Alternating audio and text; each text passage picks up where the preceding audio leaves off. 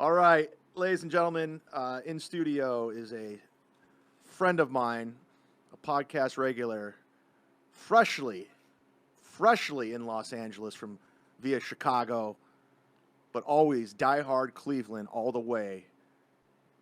Comedian, podcaster, writer, Chris Clem. What's up, Chad? Is that a good intro? That's a great intro. Before we get going, do you have anything you want to plug? Social media, YouTube? Sure. At Chris_Clem on Twitter. I just realized I haven't tweeted in like 2.5 weeks, but You just forgot about it? kind of. I haven't lost any followers, so it's hold steady. I'm stuck at 1,062. No matter how many I gain or lose, it stays right there. Oh, that's great. And you got your Instagram? At Chris Clem Net.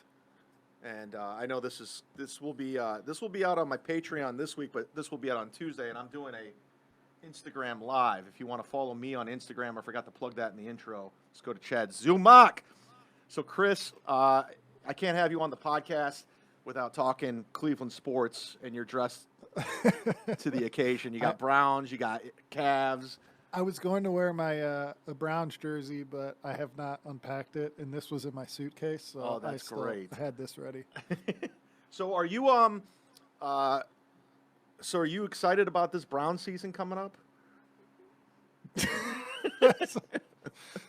All right, Jim Donovan. I Yeah, that's like prefer Ken Carmen. okay, Anthony Lima, Yeah. your boy. Yeah.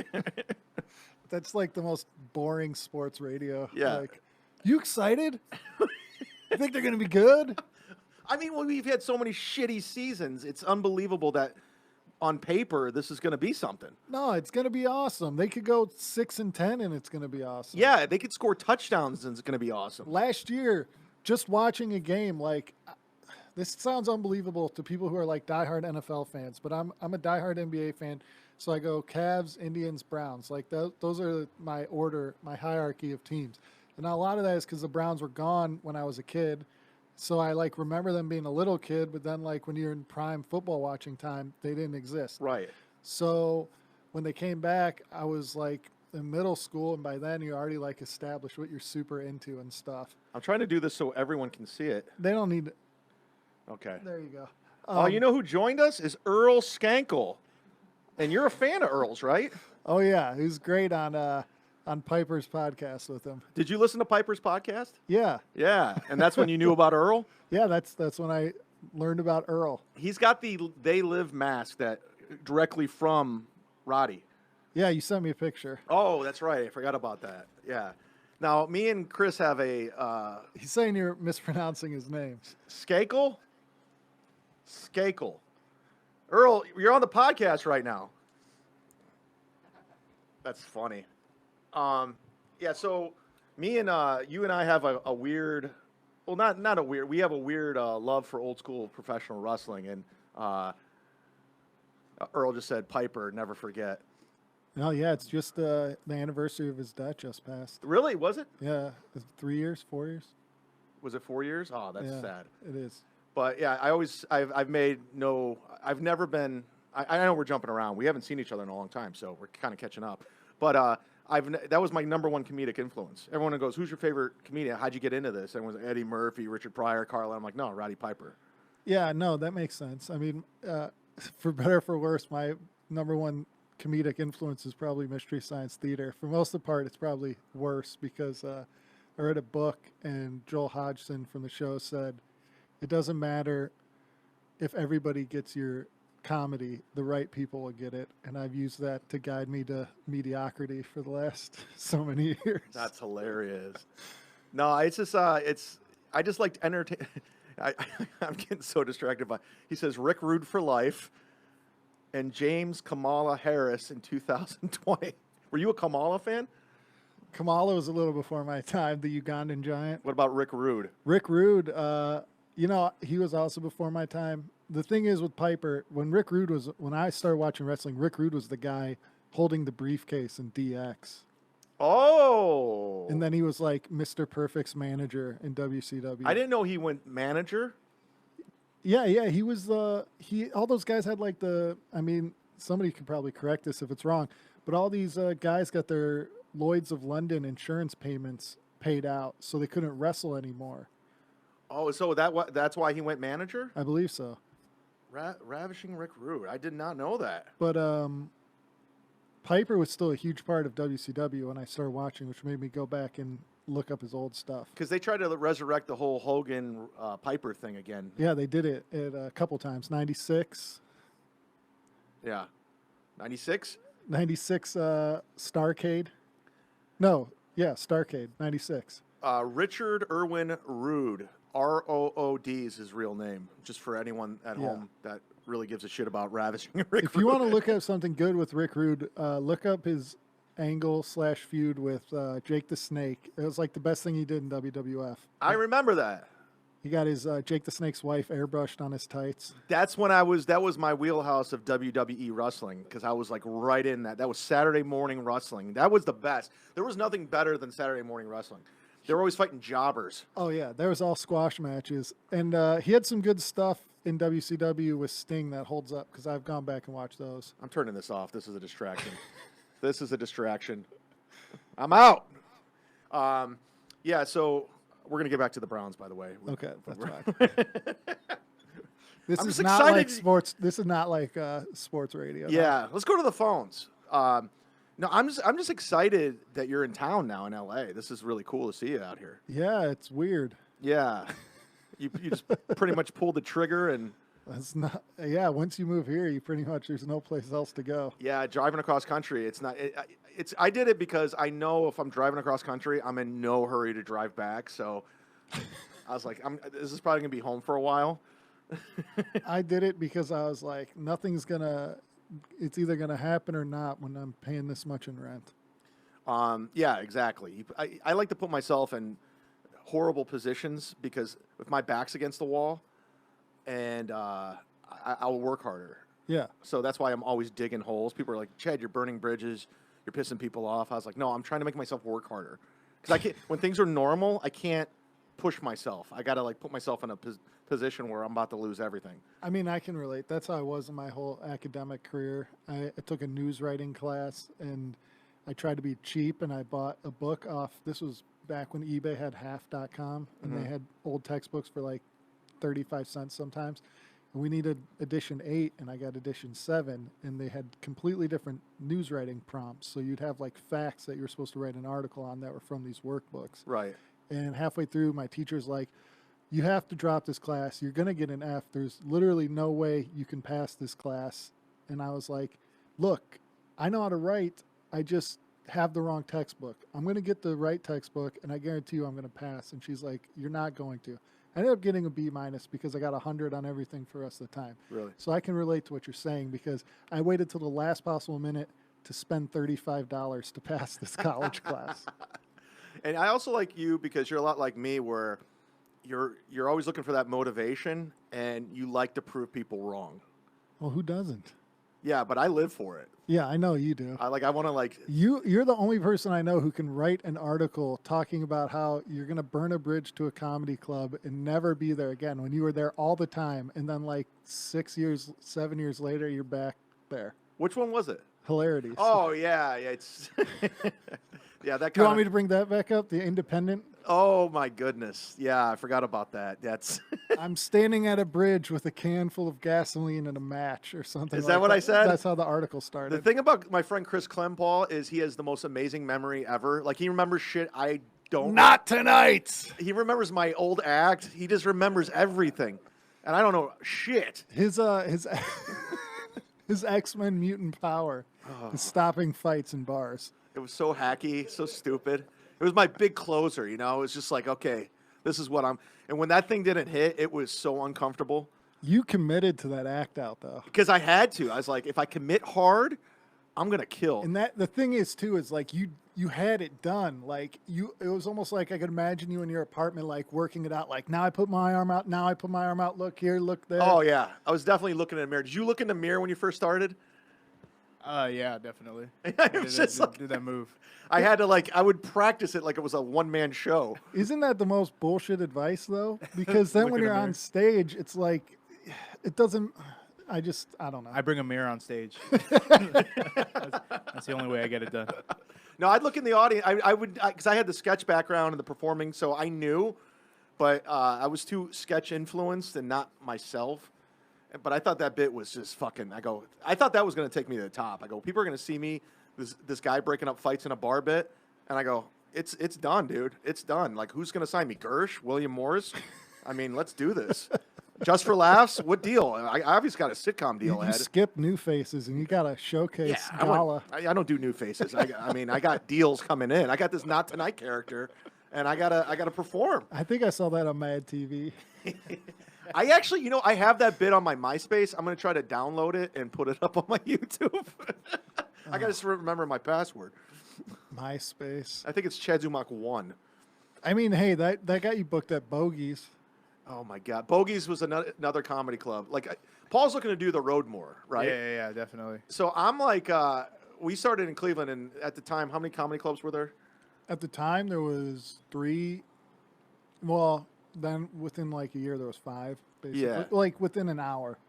Yeah, within There an was hour. 2 in Cleveland. So we would just that's where we kind of honed our chops, and there was this comedy club called Bogies Comedy Club, and I hope I'm not burning. I think they're making a Just reopened. Oh, well, there you go. In a hotel, from what I understand. Yeah. Kirk Bogus was the brainchild, and I think Jay Bach was the muscle. Is that? I don't know. He unfriended me on Facebook. Probably because I'm doing your podcast. I know. So we're so this comedy club was only around for like 8 months. When you do the road, you're gonna see it. Like, you're gonna do a club, and you're like, I can't wait to come back next year. It's not gonna be there. Yeah. The thing is without even disparaging them, which there are reasons I could, but they took this shopping center and they renovated this space and it looked great, but they made like such terrible design choices that I was like, this is such a waste of money. Like, they painted their green room literally fluorescent green. Like, that's just super hilarious or something like that. And they had weird shadows that they like paid somebody to paint on the wall of like characters and stuff. And I was like, that's so unnecessary and a waste of money. My favorite story about this comedy club, Bogies, and we'll move on because I'm sure there's Bogies fanatics that listen to this. I mean, he's making the better move now by using a space that exists already and then running it the same way. That was just a money Well, a pit. big portion of my audience is Willoughby Hills, and I want to pander to them right now. So this club that was open, and I ran into Mike Costa a couple months ago. Mike Costa's on The Daily Show, and they flew him out twice from L.A. to perform there, and he's a great comic, phenomenal comic. And I ran into him, and I go, do you remember meeting me at Bogies? Because I like hosted for him one time. He goes, Bogies. I go, it was in Ohio, and he goes, oh yeah. He goes, it was in that weird thing. I go, yeah. He goes, I remember that. He goes, yeah.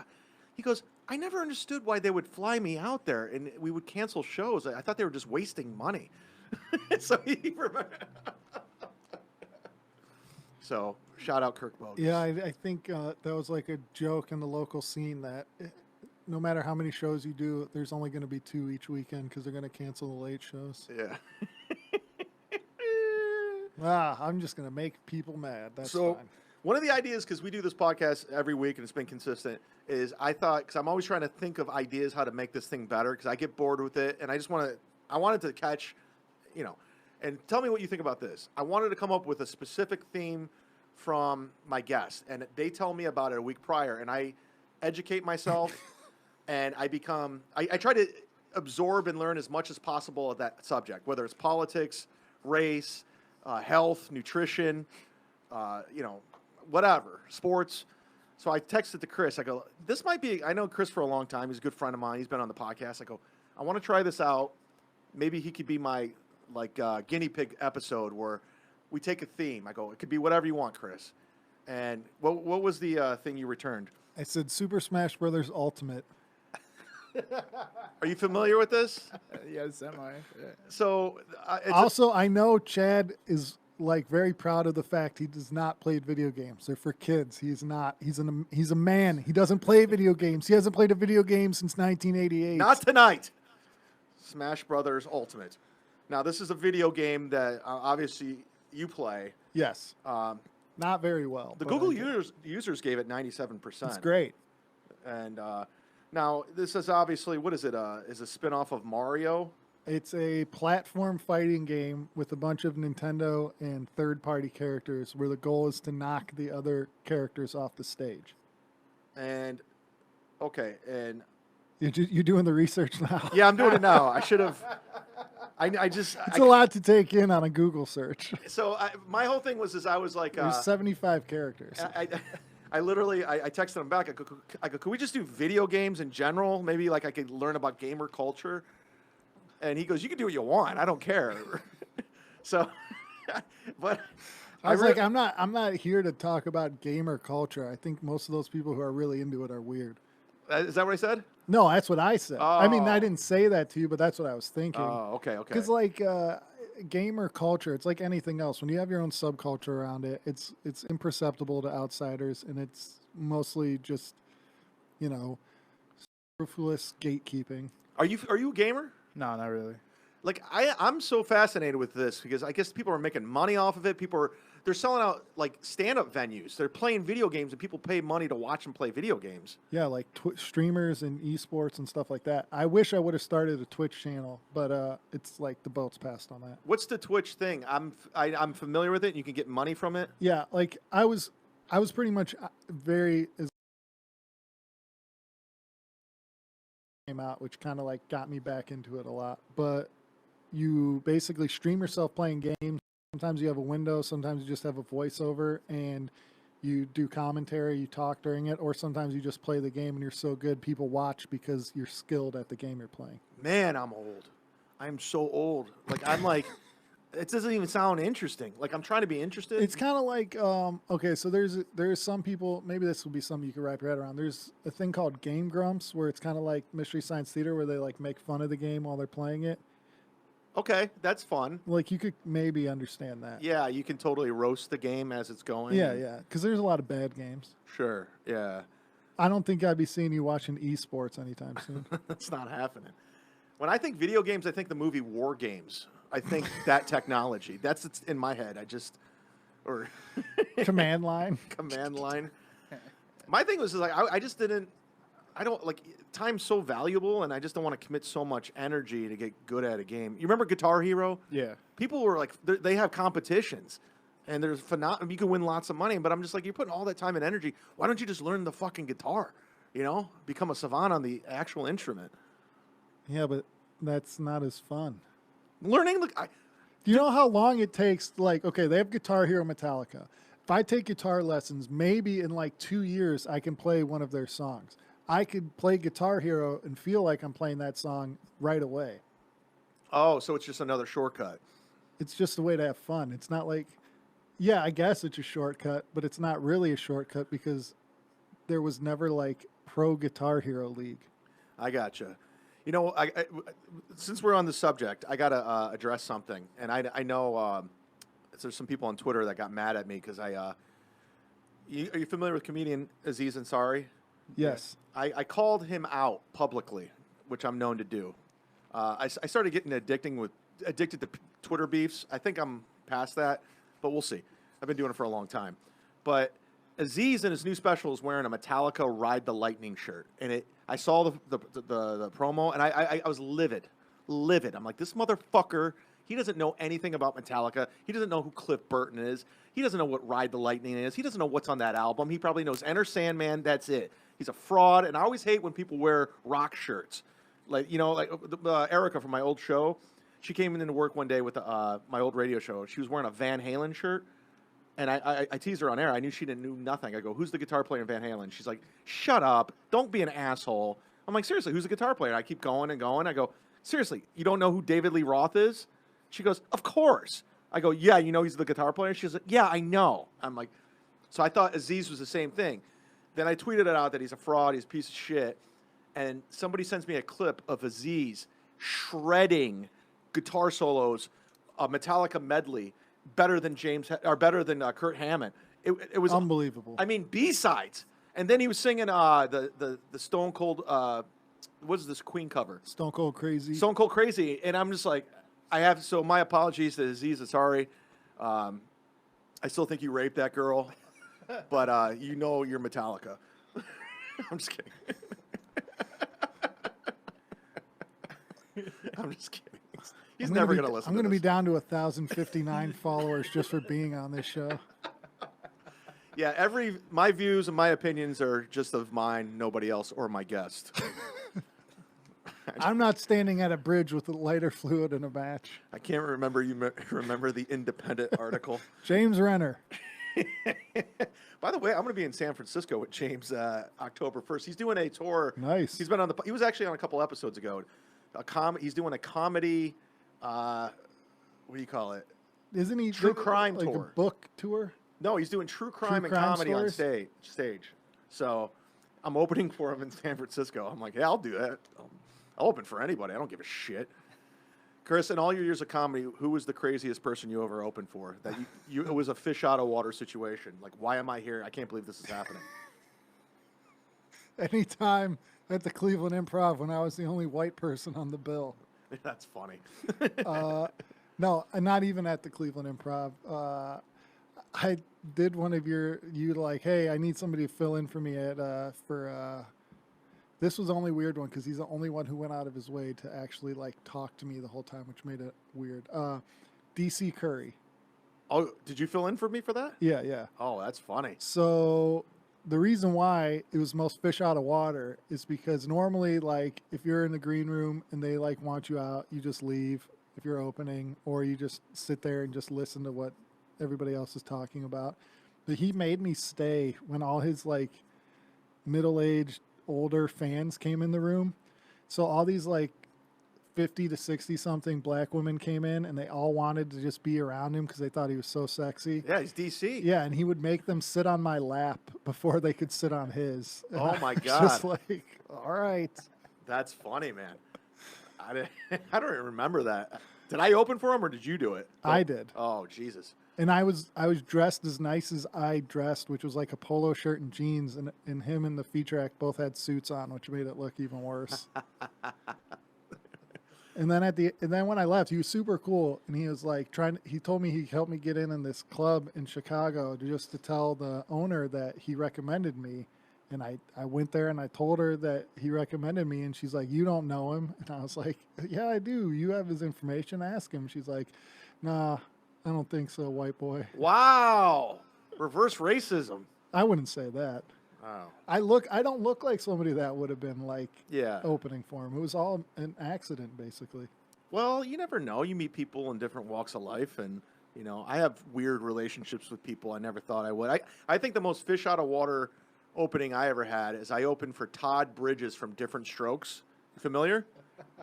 Yeah. He was at the Funny Stop, and Pete, the owner there, this is a comedy club in Cuyahoga Falls. He goes, "You want to feature for Todd Bridges?" And I'm like, "Fuck yes, I want to feature anybody." You imagine the stories, and he did not disappoint. My favorite thing was being out to lunch with Todd Bridges from Diffrent Strokes at Panini's Bar and Grill, which is it's a restaurant back home. And we're sitting there, chain. and he's sitting there telling me stories from Diffrent Strokes, how Ronald Reagan was an asshole. He was, because they came on Different Strokes with Nancy Reagan Yeah. with the Don't Do Drugs campaign. Now it just turned out there's leaked audio of him being racist with President Nixon. Like Ronald Reagan has this racist audio out there. I couldn't imagine being surprised by that. So that explains why maybe he was an asshole to Gary Coleman and Todd Bridges, because they're African American. But the craziest story, and I'm not speaking out of school because this is coming from Todd Bridges, and I think he talked about it before, is he dated Janet Jackson, and she lost her virginity with him. Woo, That's a big one. bombshell. Bombshell. If you haven't noticed, This podcast is going to be on World Star Hip Hop for that. yeah, but can you isolate that and send it to World Star Hip Hop, because I want full credit. And I don't think I'm speaking out of school, Todd, because you were telling everybody. We're saying fish out of water because I want to make it clear. It was tons of fun opening for DC Curry, but I just felt the most out of place. Ah, I got you. So I've had many, many things where I hated it and it was a horrible experience. That wasn't bad. That was my equivalent of like, I've never been in this situation before. Yeah. Another thing Todd Bridges told me is Gary Coleman's father, who played Arnold on Different Strokes, was a complete asshole to Gary. He was very abusive. He would smack him in front of everybody. And then one day they were on the set. Gary was super, super sick, and they made him do his scene. And he said he wanted to go home. And I guess Gary Coleman's dad smacked him in the face, and Conrad Bain jumped in and said, "Don't you ever touch him again. You ever touch him again in front of me, you're going to deal with me." And it was so like they had to break it up. So Conrad Bain gets the shout out for being a fucking man and stepping up, even though he's dead. A lot better than the dad from Alf. Oh, that dude, was he smoking crack? I think he's dead now too. Yeah. He was smoking crack with the male prostitute. And he was like having sex with him? I imagine. Before or after the smoking crack. Alf, dad, crack. It's weird to get a prostitute just to smoke with. Yeah, it's a good point. If the prostitute's in, that's a good deal. Like if you're a prostitute that smokes crack, you're like, fuck yeah, man. That's as weird as in Lethal Weapon when Riggs gets a prostitute to watch the Three Stooges with him because he's lonely. Did he really? I don't remember that. It might be in the director's cut, but that totally does. It's got to be director's cut. And I'm thinking Lethal Weapon because this is the best part about being in LA is like, oh, this is the street where they filmed the scene from Lethal Weapon 4 with the flamethrower guy. Oh my God. The best part is seeing Nakatomi Plaza over going towards Brentwood. Yeah. Yeah.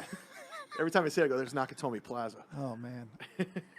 It's on my list of things to do. Just Max- go look at it. Yeah, of course. These are landmarks. Max Wright was the dad from Alf. He was a gay man and a crack cocaine addict. He was tapped smoking crack and having sex with gay prostitutes, according to the National Choir. Even had unprotected sex with homeless men. This guy didn't give a fuck. Is that his Wikipedia? Yeah, this is his Wikipedia. It's just the first line on his Wikipedia. Dude, the Alf dad liked the party. Did you editorialize that he doesn't give a fuck, or was that on his Wikipedia? Oh, I threw that in. Okay. I'm actually banned. Somebody hijacked my Wikipedia. I can't log in. That like my IP address, I can't change anything. So there's nothing I can do. So my Wikipedia is what it is. So I'd like to put that in his Max Wright's. But yeah, talk about a scandalous father. Speaking of Lethal Weapon, because I know we're jumping around, but I'm catching up with my friend. Yeah, we still haven't gotten to the Browns. Yeah, we're going to get to the Browns at the end of this. That's a teaser. So, Lethal Weapon, the beginning of the movie, he's doing like a drug deal in the Christmas tree. Yeah. Do you know who the drug deal guy is? Yes. Yeah. Yeah, it's Anthony Kiedis' dad. Yeah, that's his dad. The lead singer of the Red Hot Chili Peppers' dad is the drug dealer. He's the guy in the red shirt. The red shirt that Martin Riggs is undercover, and it's a big blown out scene. And that's just something for anyone at home that wants to play Lethal Weapon trivia. Wasn't Chris Rock in Lethal Weapon 4? Yeah, he was in Lethal Weapon 4. That's hilarious. What a great He franchise. played Detective Butters, Lee Butters, and he gets Murtaugh's daughter. He's secretly the father of Murtaugh's daughter's and they had to keep baby. it quiet. Yeah. Yeah. Because at the end of the movie, he's like, "Where's Murtaugh, baby? He's like, "No, it's Butters, baby." Yeah. I can't believe I remember that so well. I completely believe that you remember that so well, since you remember everything there's to remember ever. But I think my favorite villain ever in Lethal Weapon was fucking what's his name? The first one, blonde hair. I'm Gary Busey. I just met him recently, which was very odd. Mr. Joshua. Mr. Joshua. Which your boy Piper had a really mean, funny line on Legends House about him. Really? Yeah, Gary Busey came on for some reason. Legends House was a reality show with a bunch of old wrestlers, and they put Gary Busey on an episode to give them motivational talk. And Piper's little inset, like not promo but dialogue thing was like, "They brought Gary Busey on here. Why? Is he going to give us motorcycle lessons?" That's Piper, baby.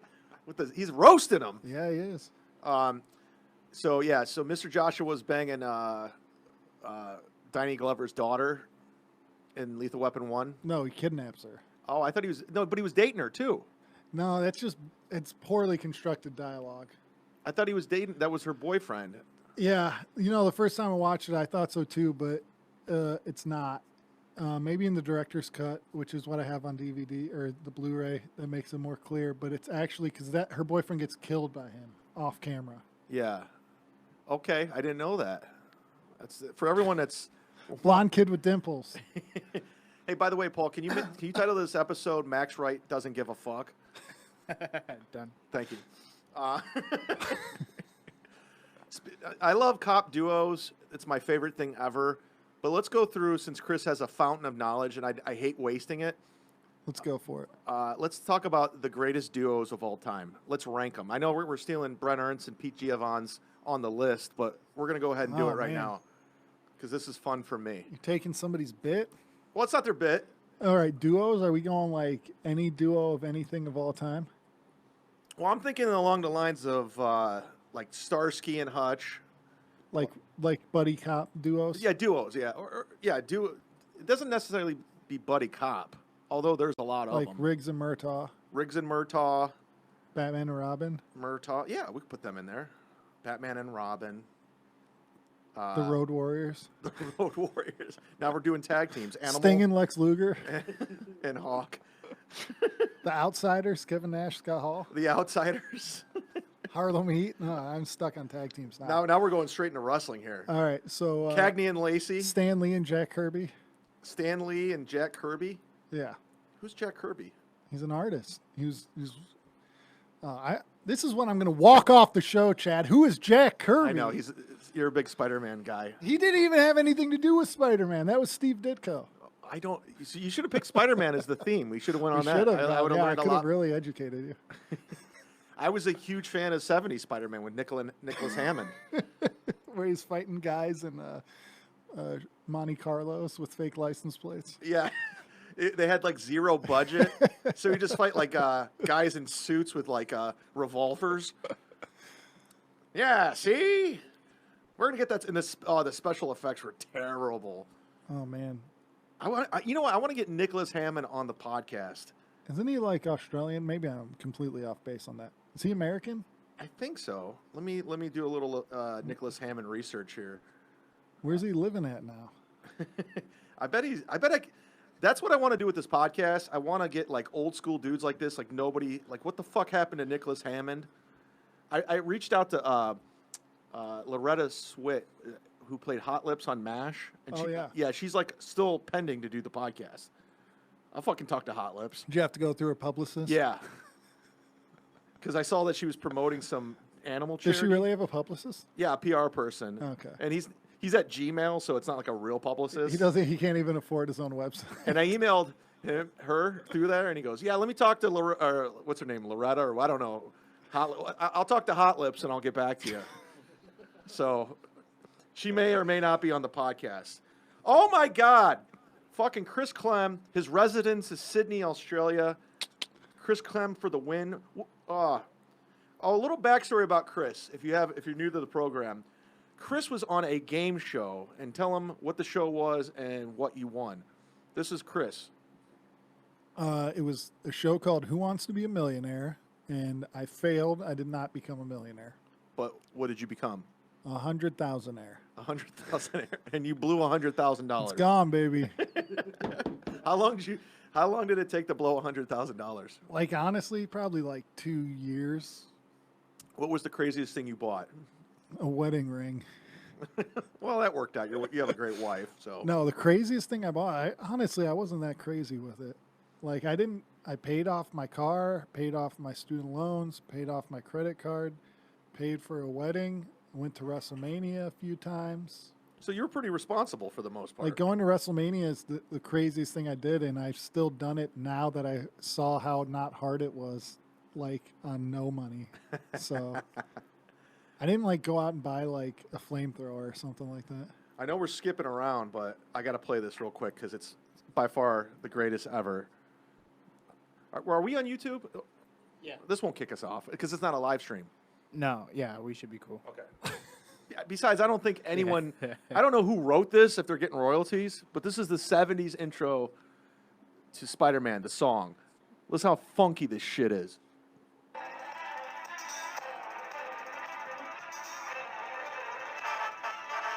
Remember this?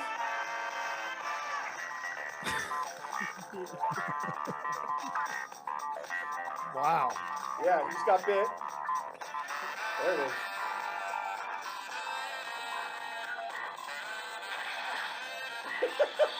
I love the gun sound effect when he shoots his web shooter.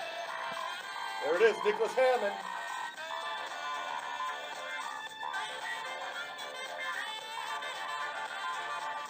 Who's this fucking guy? Oh. Chip Field. that Glory Grant? Here we go. Oh, shit. Are you kidding me? If I was in a band, I would cover this. That's why you need to start learning how to play guitar, like Aziz Ansari. Look at you tying this into a bow with a callback. That's why you're a professional podcaster. Are you still doing your podcast? Yeah, I took a hiatus for a while, but I'm gonna have to do it because You should do a podcast with Paul. He promotes them and never does them. It's true. How does that work? All my work is for other people, man. He was on last week's episode and he promoted he's resurrecting, bringing back the podcast, and now it's done. And now it's done after 1 week. What was the podcast? I had a podcast called Spaced Out. I've done it for years, like 6 years, 7 years. And last week on Chad's show, I'm like, I'm bringing it back. It's gonna be great. And then a week later, I'm like, it's dead. It's never coming back. I mean, I did that. I said this year, like, I'm bringing back the Cavs podcast, and I did one episode, and then I haven't in 6.5 months. But, like, this year I'm going to. I actually blew an opportunity. When the Cavs are at an all-time low of interest in the NBA, besides diehards, Chris is bringing it back. Not when LeBron's there. Colin Sexton. That was the main reason why I kind of stopped doing it. It was because I was like, my numbers are going to crash, so who cares? I'm actually excited. But before we get to the Browns and Cavs, let's finish this list. We got Starsky and Hutch, Riggs and Murtaugh, Batman and Robin, Animal and Hawk, The Outsiders, Kevin Nash, Scout Hall, Cagney and Lacey, Stan Lee and Jack Kirby. Who are we missing? Bo and Luke, Hardcastle McCormick. Who are Bo and Luke? I put it in there. Who are they? The Dukes of Hazzard. Oh, okay. You motherfucker! How could you forget Bo and Luke? Tom Wopat and John Schneider? You know, I saw the General Lee in person at the Motor City Comic Con. Did they have the Confederate flag on top? Yeah, this was 2009, 2000. Oh, they should 2000. Keep the flag up there. Godfrey has a great joke. How him and his brother would grow up, and they're Nigerian watching the Dukes of Hazzard. They loved it, and they're like, they wanted. He go, Dad, we want the car with the X on top. And he's like, you do not want that car. That's my Nigerian accent. Is that your Godfrey impression? That's my Nigerian. That's my impression of his father. So it's pretty good. How does he feel about that impression? I don't think he's heard it. I'm still workshopping it. All right. You're not going to drop that in front of him and you lose out on some shows? Yeah, especially when I'm at the Houston Improv with him September 5th through the 8th. I'm never going to bring that up. So the 5th through the 8th? The 5th through the 8th. So what are we missing? You got a duo, Paul? Martin and Lewis. Okay, there you go. There you go. Classic. Martin and Lewis. There's a good one. Who else is there? I mean, we could get crazy. It does, this Wikipedia, it doesn't even say who the characters are on this show. What show's that? Oh, there we go. Said he doesn't give a fuck, though. He doesn't give a fuck. Oh, Alf's wow. dad. Robert F. Simon played J. Jonah Jameson. That's who it was. What show's this? The Amazing Spider-Man. Are we still on 70s Spider-Man? Well, I just looked it up because I was like, who's J. Jonah Jameson? Now, this is going to be kind of, like, we're from the Cleveland area, so we grew up on... Big Chuck and Little John. Yeah. We grew up in, like, local TV, and back when cable wasn't essentially... Like, it was there, but it wasn't, like, MTV just came around, but, like, local TV... Like, where'd you grow up, Paul? Pomona. Did you have, like... You're probably a little younger, so you probably don't remember, but, like, old school, like, TV icons, like, just guys, local TV dudes had, like late-night shows. They, like, would show movies, and... They would do sketches, but didn't we have that dude from KTLA that stuck a meth rock up his butt and died? I don't think. I think he was a local legend. He was a guest on the show? No, he might have been a news guy, but when was this? Pretty recently. So we would grow up, and there would be in our town in Cleveland was Superhost, who had a show, and he dressed up in like a makeshift Superman outfit. He was out of shape. And he would just like show horror movies, and we had Big Chuck and Little John. They would show movies, but that's where I would watch 70s Spider-Man. I remember because they would show it during the day, and it would be like on Superhost or. When I watched 70s Spider-Man was when it was later. It was like Sci-Fi Channel would have blocks of like shows in the afternoon, and one day would be that, and another day would be The Incredible Hulk, and another day would be And that was with Bill Swamp Bixby? Thing. Yeah. Bill Bixby's Incredible Hulk and Lou Ferrigno. Oh yeah. I had a buddy who met Lou Ferrigno. He said he was a complete asshole. Yeah, put that out there. It's not like he can hear it. One time, my wife tweeted that Khloe Kardashian's father was actually Lou Ferrigno, and Lou Ferrigno responded with a question mark. It's like she's like, Lou Ferrigno tweeted at me. I think he's mad. My friend met Khloe Kardashian in Walmart in the Steel Commons and back home. Oh, when she was with Tristan Thompson. Yeah, so Khloe Kardashian, she was living in Cleveland. She was dating Tristan Thompson, and there's like a Walmart in this shitty part of town, and it was late at night, and my friend was just like, "You look a lot like Khloe Kardashian." She's like, "Yeah, I get that a lot," and she basically, she basically paid for. She had like an item, and she paid for the item. Her item says that, and like left and didn't say goodbye or whatever. Already paid for the item. She's like, "Oh, she got that for you." Oh, that's cool. So that was very nice. That's actually pretty cool. I thought Yeah. it was going to be a bad story. But Yeah, all that's the actually Kardashians. a nice story. Yeah, like they get shit on a lot, but they give back. Think it back to Walmart shoppers at Steelyard. And we all know if you're from Cleveland, those people need as much help as possible. Yeah, so that was a good Make-A-Wish Foundation. You know, I should tell you this now. Last week I had breakfast with Klay Thompson. What? Well, not actually with him. He was just at the same restaurant Oh. we were at. So I was like, man, that guy looks like Klay Thompson, but a lot skinnier. But he was a little bit taller than me. So I was like, I bet it is Klay Thompson. And my dad was in town, and From the Golden State Warriors? yeah, Where the fuck was he? I'll tell you off air. Denny's. Yeah, it was just at Denny's. Why are people gonna go? He's gone. No, yeah. Wherever he's at, he's Because gone. I have to look it up because I don't even know the name of the Here, place. you can use my. I got my phone. I'll look it up. I just got to tell this story. Okay, go ahead. So we're outside at this table, and I'm like, that's definitely Klay Thompson. And it was because people bothered him and asked for pictures and stuff. And my sister was like, oh, are you guys going to see if you get a picture? I'm like, no fucking way. I don't want a picture with Klay Thompson. I hate everybody that played for Golden State. Like, Yeah, I hate Klay. we're Cavs fans. I hate Klay Thompson the least. Like, don't get me wrong. He's the only one who I'm like, like if it was Steph Curry, I would have like gone there and thrown my coffee at I him think or it goes something. Draymond the most, then Steph. Draymond, Steph, Durant, everybody else, then probably like Klay Thompson towards the bottom because he just looks like he doesn't care about anything. Yeah. But my dad had just randomly happened to have a 2016 Cleveland Cavaliers NBA championship. Was this shirt. in L.A.? Yeah. Oh, okay. And Klay Thompson has a very nerdy looking entourage. And these guys would go back to get water, and every time they just stared at my dad's shirt. And then when Klay Thompson came back in, he just stared at my dad's shirt like while he was walking to the point he almost walked into a table. And it was very funny because now no matter what they say publicly, I know for a fact that losing that 2016 championship bothers them even to this day. You saw him like look like he was pissed. Not pissed, but he was staring at it like. Yeah, and usually these celebrity types, they don't like look and make eye contact, so that probably got under his skin. It was just like out of all the odds for my dad to be wearing that shirt, not in Cleveland, Was that at a place. Was that the year they won it? Yeah.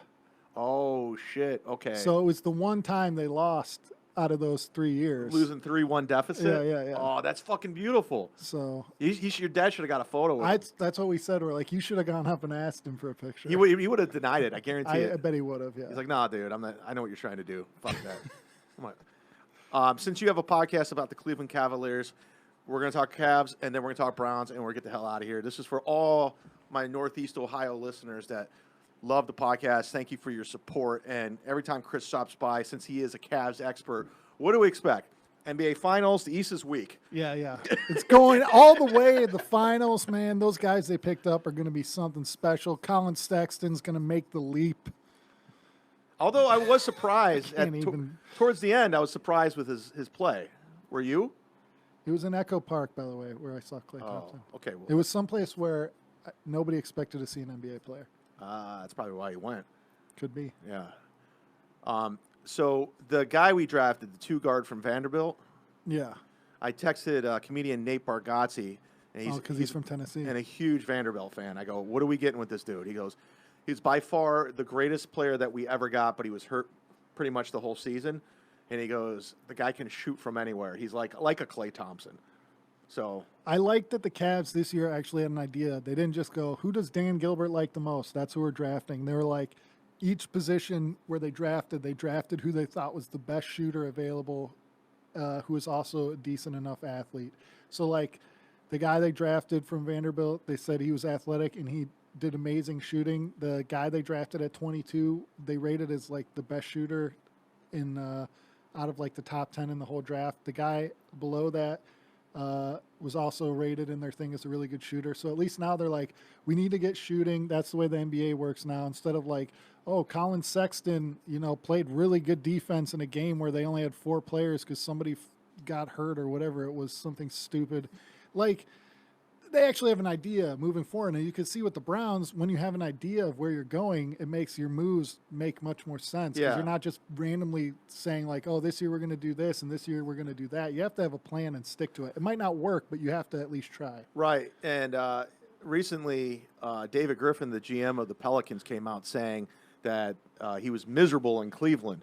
And a lot of it was because of LeBron. And because when LeBron comes to a franchise, it's chaos. You got to like win now. So whatever you plan you have to develop for the future, it's gone. It's out the window. You got to do. And I think a lot of that too is he took a beating in the national media for all these moves where they're like, he traded a first-round pick for a guy. He traded 2 first-round picks technically for Mozgov. He traded a first-round pick for Kyle Korver. And they're like, these are like rotation guys. They're not even top 4 players on their team. Like, why are they wasting these picks? But he knew what he had to do. So he was getting a beating from writers who aren't even looking at the big picture. Yeah. So I think now that he's out of that situation, he's like kind of like dishing some dirt back onto it. Yeah, and he's in a great position where he got to develop the Pelicans franchise. I mean, you saw how the Cavs fell apart right when he left.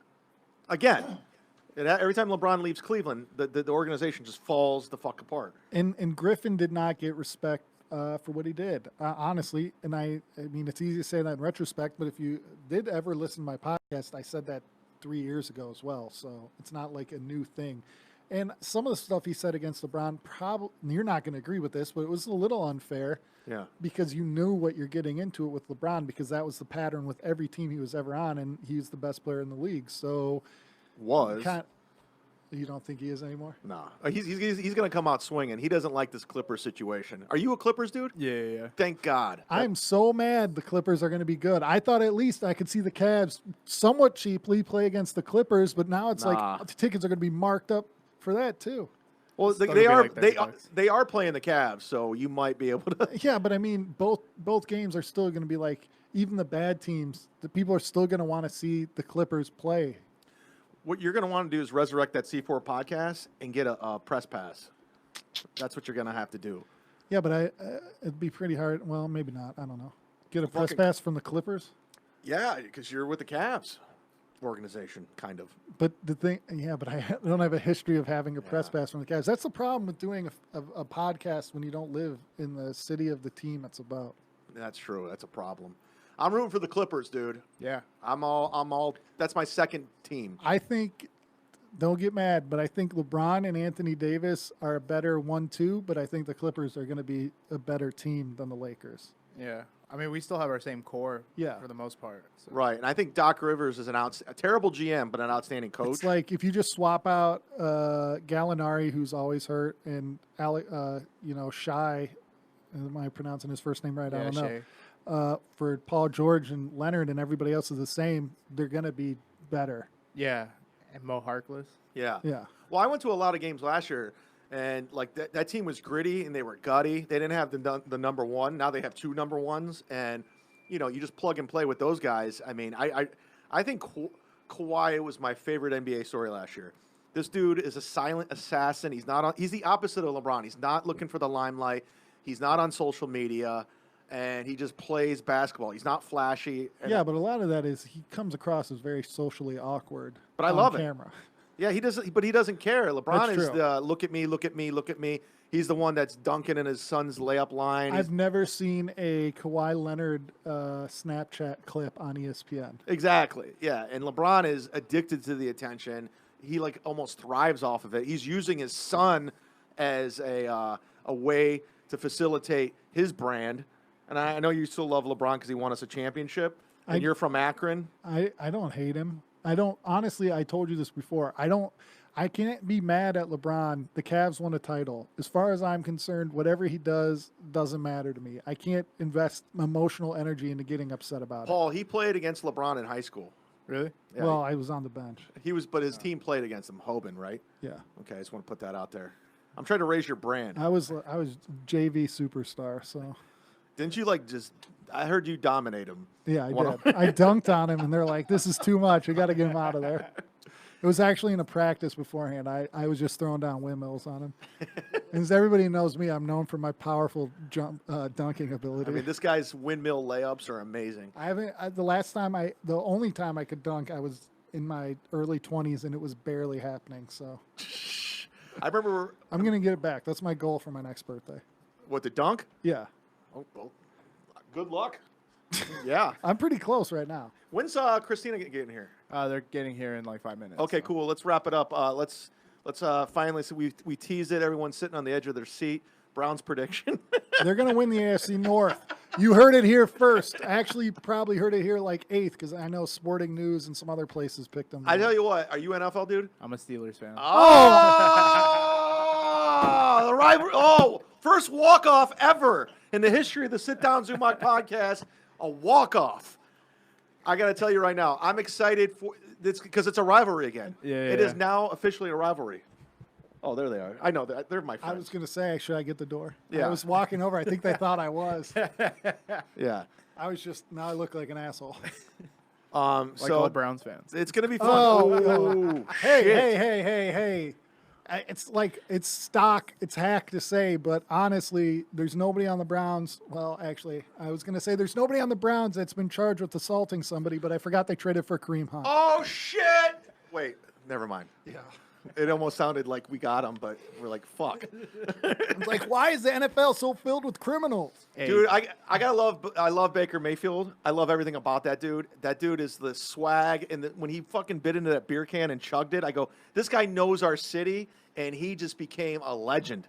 Baker Mayfield is going to be owning Honda dealerships for the next 30 years. in Oh, Cleveland. suck it, Elway. We got our own car dealership in Cleveland on the way. Take that, Mike Pruitt. All right, that was a Sit Down Zumock podcast episode. I forgot what episode with Chris Clem. Follow Chris Clem on social media. Thanks for subscribing. Tell a friend. That's a wrap.